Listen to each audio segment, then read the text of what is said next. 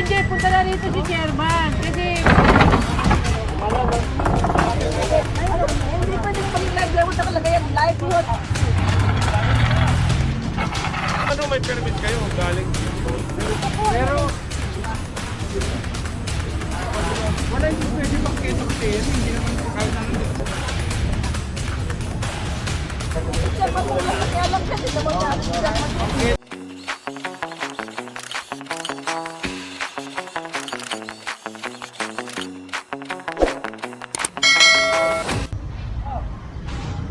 Sir, nakasama si Engineer Bernard Nadonga. Ito bilang, giniba natin, tapos ito, iiwanin pa natin yan. Saan natin lalagay alam? Gigilit na lang siguro. Maganda pa naman. Storbo pa rin. Ayaw pakuha na po. Gatras! Ano? O, si motor, kanina po yung motor.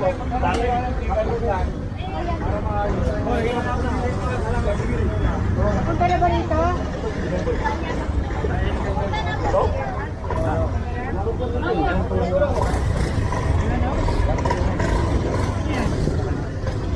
Barangay. Nanda po yung permit. Kasi ito ang magpapanda. Pero po ba? Tinatawagan ko dito. Nasa bangketa galing. Hindi ka dapat. Kailangan nasa bangketa na po yun. Nagre-ring po yung cellphone eh. Punta na ba rito? Nagre-ring sa engineer, Leia. Ayan, so tinatawagan pala si Chairman. Dahil ang dami naka-obstruct dito, bahay, mga hala-halaman. Diba? So, i-cleared lang kung kung may permit ba sila rito.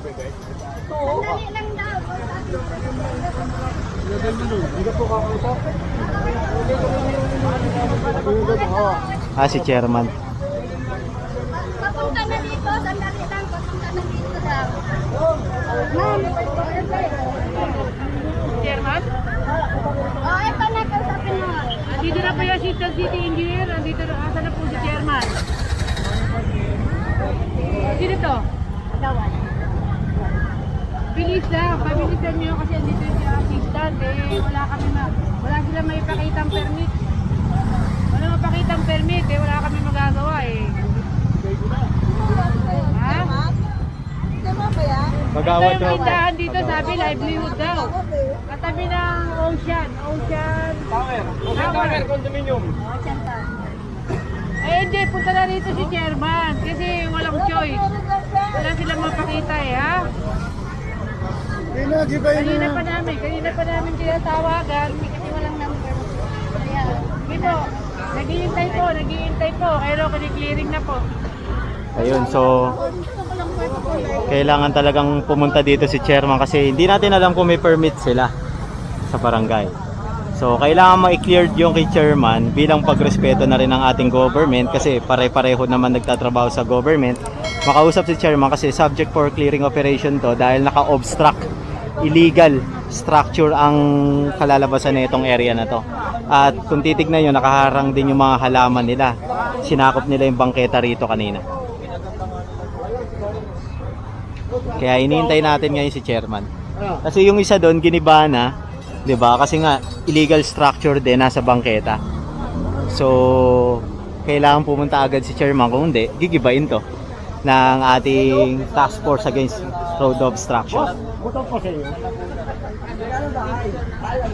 Nakalak.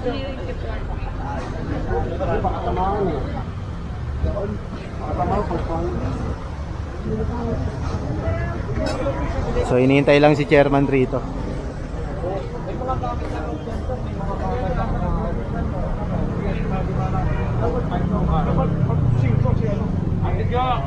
Ayan.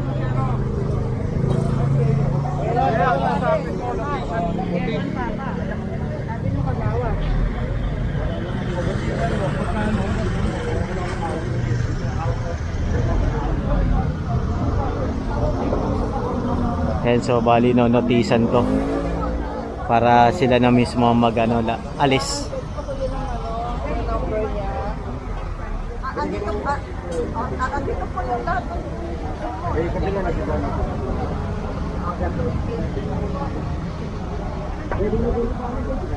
Sabi, sir, mapapang.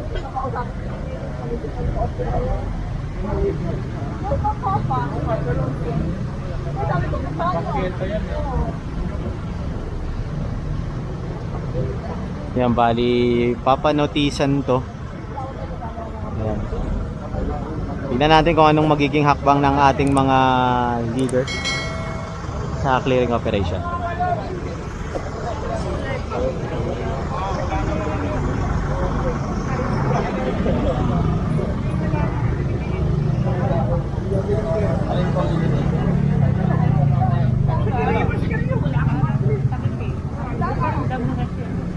Hindi ba nakakasama? Hindi nga sa halatang... Actually maganda nga. Makakalain na... Ayan, so tignan lang natin.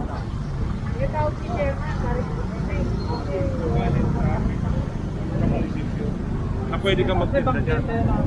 Automatic po talaga wala ako dapat. Okay? Nanuhan? Yung dito na pinakasulok po nila. Nino? Yung dating nag-ano dyan. O eh, ganun din. Walang ano, wala. Kailangan may permit kayo galing city. Pero wala, hindi na pwedeng ano. Una-una, hindi ka naman bibigyan ng ano eh. Dahil bangketa hindi naman bangketa yan. Bawal.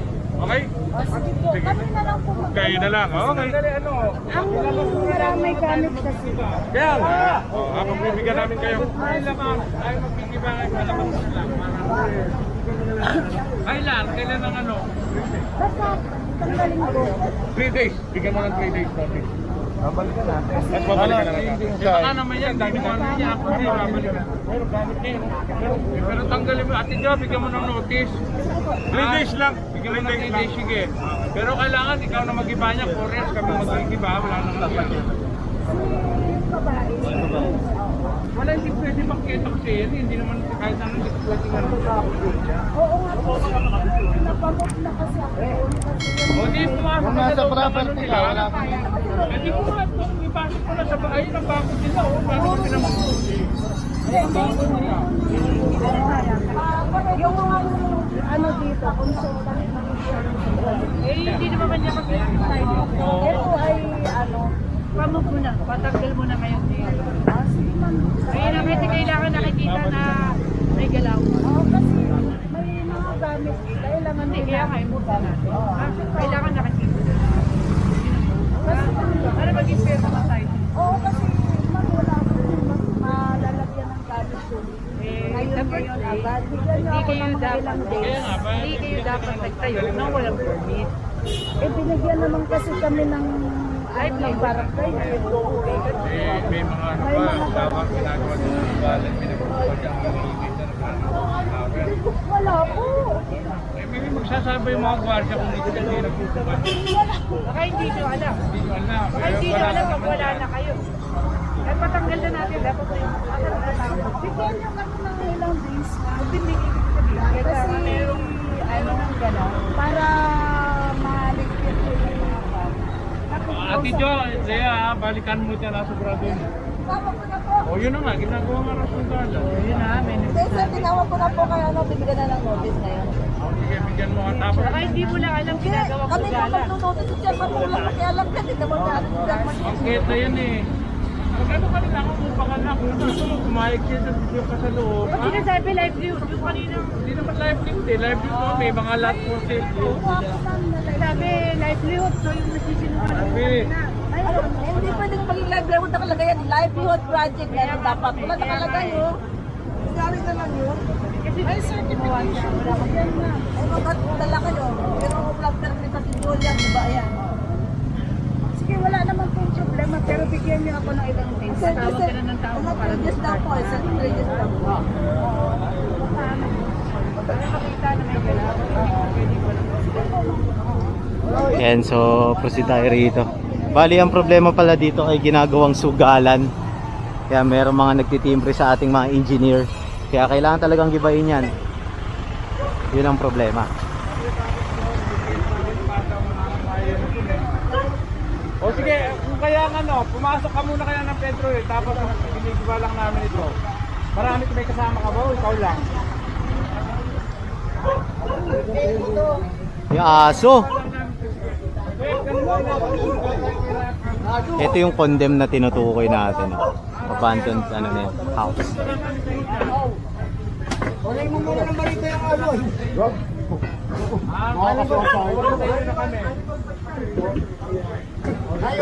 Kila nanay rin pala to. Kila nanay rin pala to. Meron sila dun sa kabila, meron pa sila rito.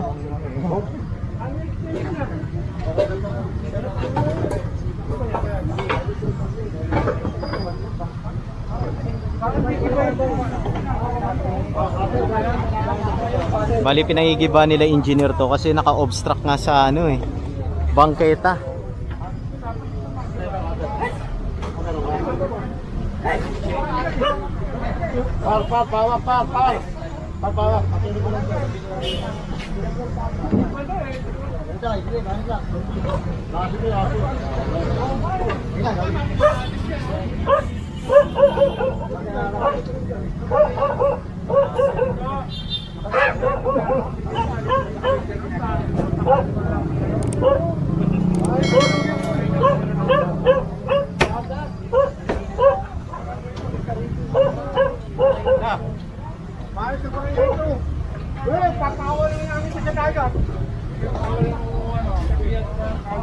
Wow, may kama pala doon.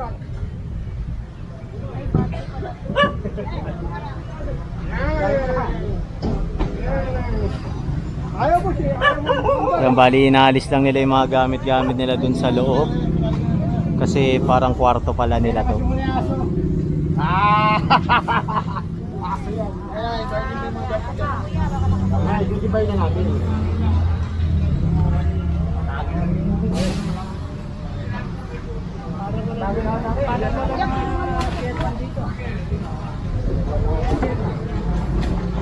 Yun o.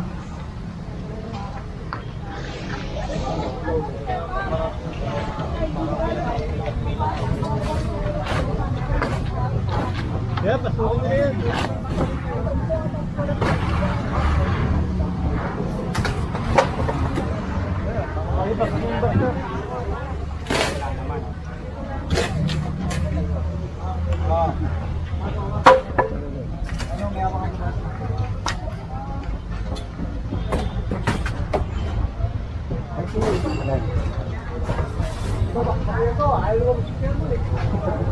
Piti na rin yan.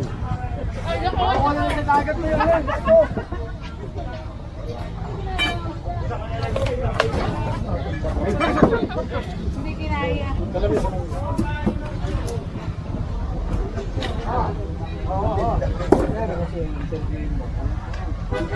Yan ba yung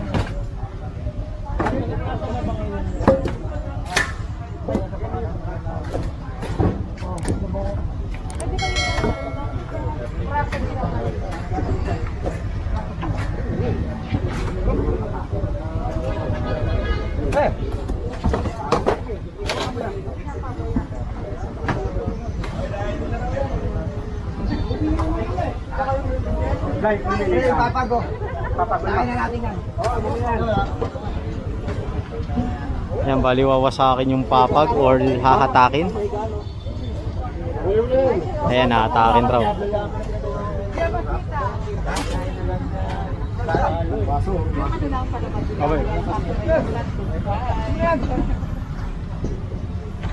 Puno pa. May patong muna dyan sa arko. May arko pa.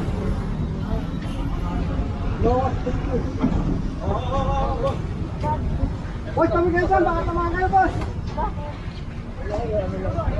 Pero parang hindi naman pag... Gagawin tayo mo rin naman.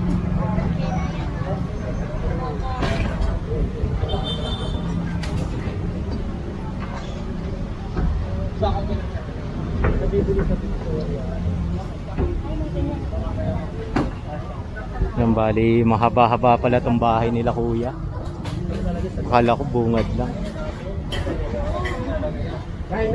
Dami nilang gamit hindi nauubos Yan na. Okay na. Sino nagbayad sa inyo?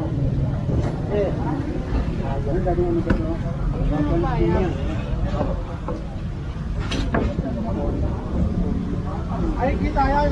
Ayaw na yan.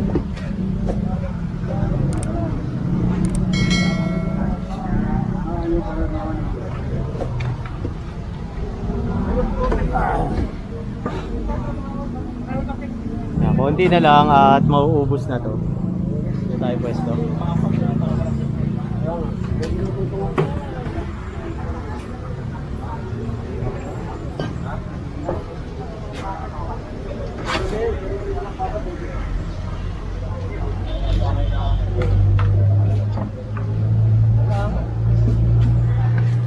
Wala, 17 din.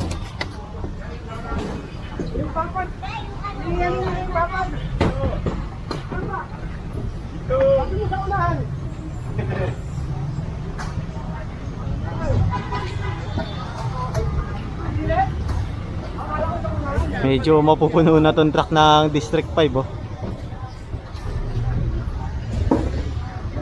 May gulong pa.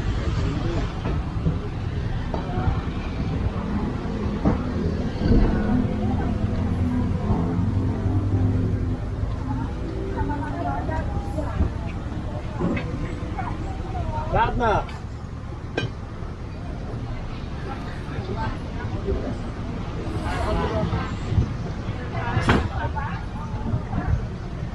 Ayun, ang dami pa palang gamit na nakatambak doon sa dulo.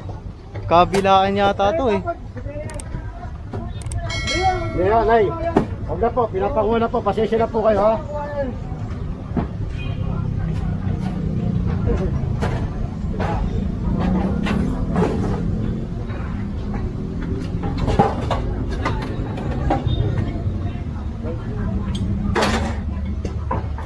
Dahil pala nilang gamit dun Ayun pa sa kabila Grabe.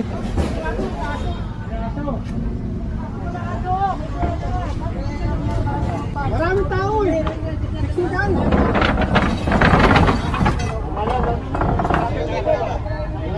Kaya sumabi.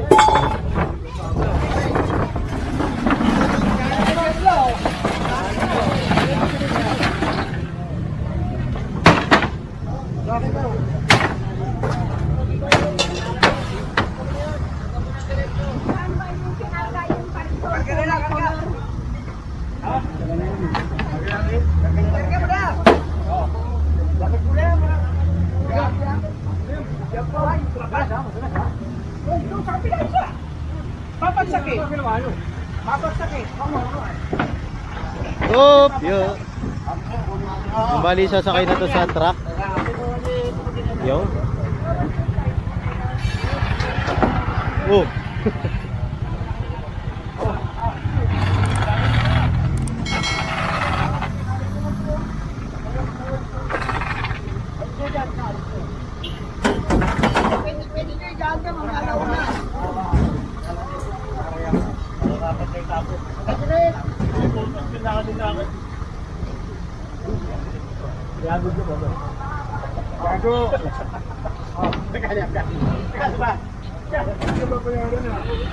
Ayan, so proceed tayo rito. So Petros. Dito tayo. Sunod tayo rito.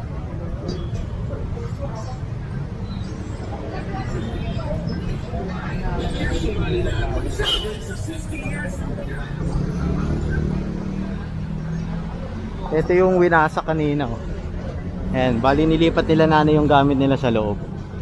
At meron pa silang gamit rito sa may puno ng balete. Ayan, so po-proceed tayo sa next target location natin. Ayan.